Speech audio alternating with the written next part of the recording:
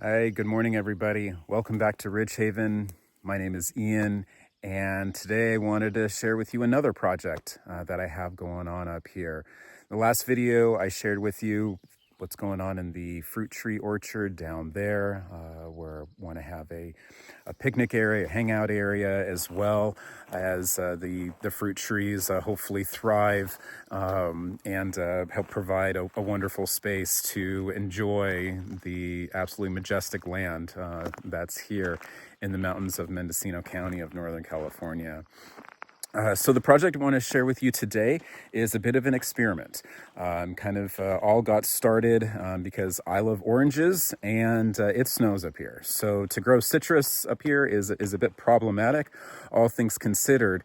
So to try things out, made some modifications to the greenhouse here to turn into a 4-season. The greenhouses here had been 3-season before. And so really with the intent to get things going with the orange trees that I've got. So in these 4 circular raised beds is where I've got the orange trees. I've got a Valencia, a Washington, and Caracara orange varieties. So looking forward to see if that'll work. They've been in the ground for 2 winters so far and seem to be doing pretty well. And we'll see what happens when they start really fruiting, hopefully in the next year or so.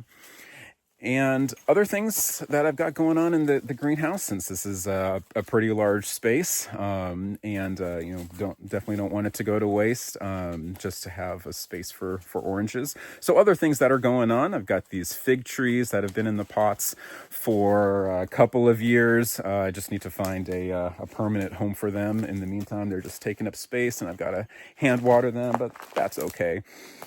In the back half of the greenhouse, got these 3 raised beds that I put in last year. And so each of them are lined at the base with wood logs. So according to the hugelkultur method of gardening, putting the logs at the base of the beds is incredibly beneficial in terms of water retention and soil, building the soil over time. And had some success with that in the past, and so hopefully that'll success will replicate here. So in this raised bed, when I put the soil in, I wasn't really sure what to do with it, with the bed. Gave it a little bit of time, and then borage and dill started popping up, volunteers. And so I'm just letting those thrive, and then tossed in all the zinnia seeds that I had just laying around.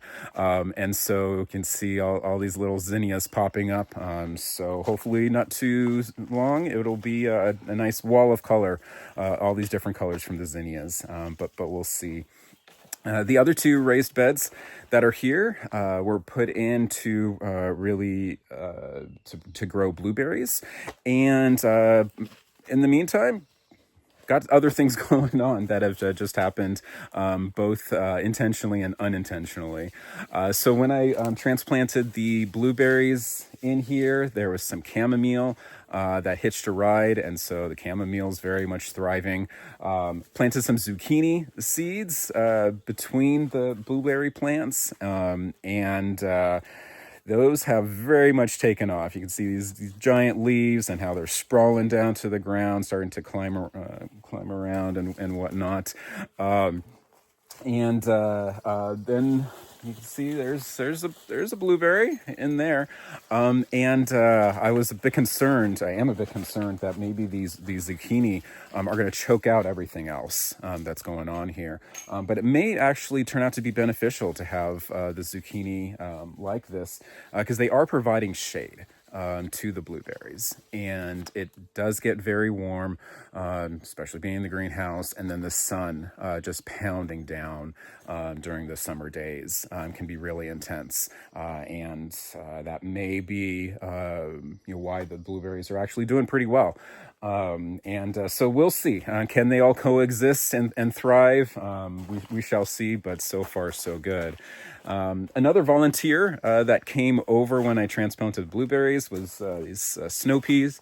And so when I saw these pop up, I put up the cage for them to grow up, and have been enjoying some nice snow pea snacks for the past couple of weeks. Snow peas are my absolute favorite thing to snack on in the garden. And very first time I grew snow peas and picked one and snacked on it, I was hooked. So the gardening lifestyle I can very much attribute to the snow peas. Very much enjoy those.